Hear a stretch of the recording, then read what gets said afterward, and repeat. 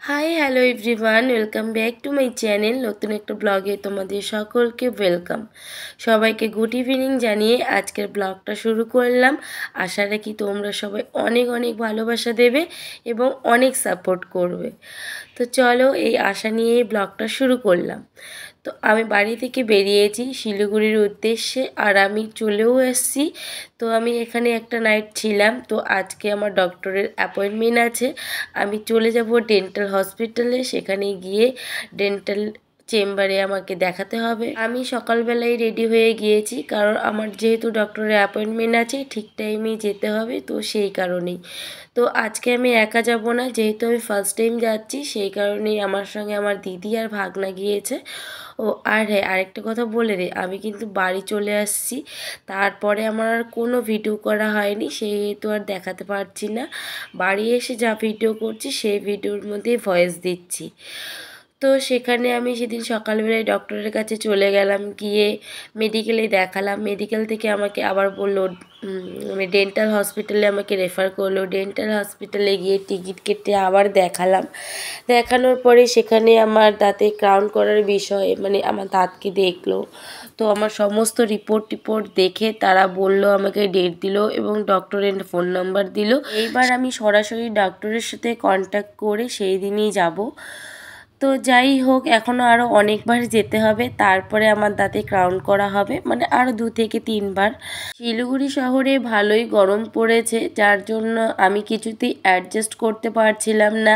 তাই সেখান থেকে তার পরের দিনই বেরিয়ে গিয়েছি আমি বাবা মার ওখানে। তো বাবা মার ওখানে আমি 2 দিন ছিলাম। 2 দিন থেকে আমার সঙ্গে আমার ভাগনাও এসেছিল। তো আরেকটা কথা বলি, তো আমার ভাগনার আমাকে দেখে সবাই ভাবছে যে আমার দিদি, আমার দিদি আর আমি, আমার ভাগনা আমার ছেলে। সবাই ভুল করছিল।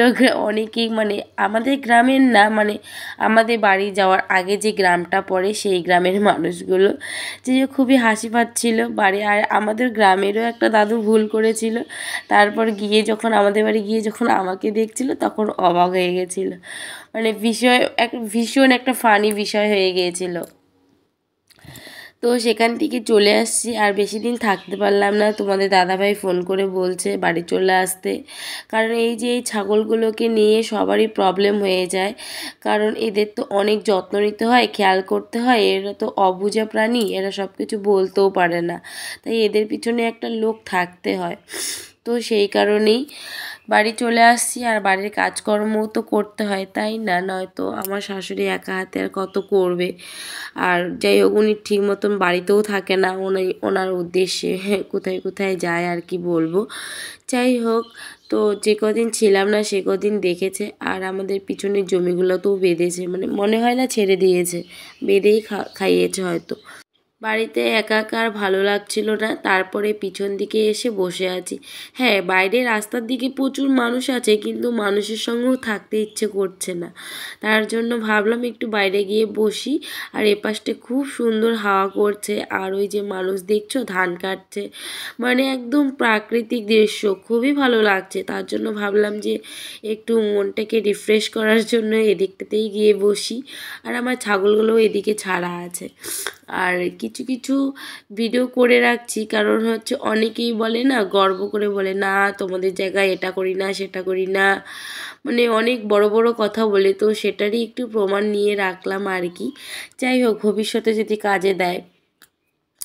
আর এদিকে আমি আমার ক্যামেরাটা জুম করে দেখছি কতটা জুম করে দেখা যাচ্ছে। যাই হোক, আমার ক্যামেরা কোয়ালিটি অতটাও ভালো না, তাই অত ভালো বা ক্লিয়ার দেখা যাচ্ছে না। আজকের ব্লগটা এই পর্যন্তই রইল। তোমরা অনেক অনেক ভালোবাসা দিও, অনেক সাপোর্ট দিও। আশা করি সবাই আমার পাশে থাকবে। তো এই বলেই আজকে আমি আমার ব্লগটা শেষ করলাম। সবাই ভালো থাকবেন, সুস্থ থাকবেন। Love you all, tata, bye by.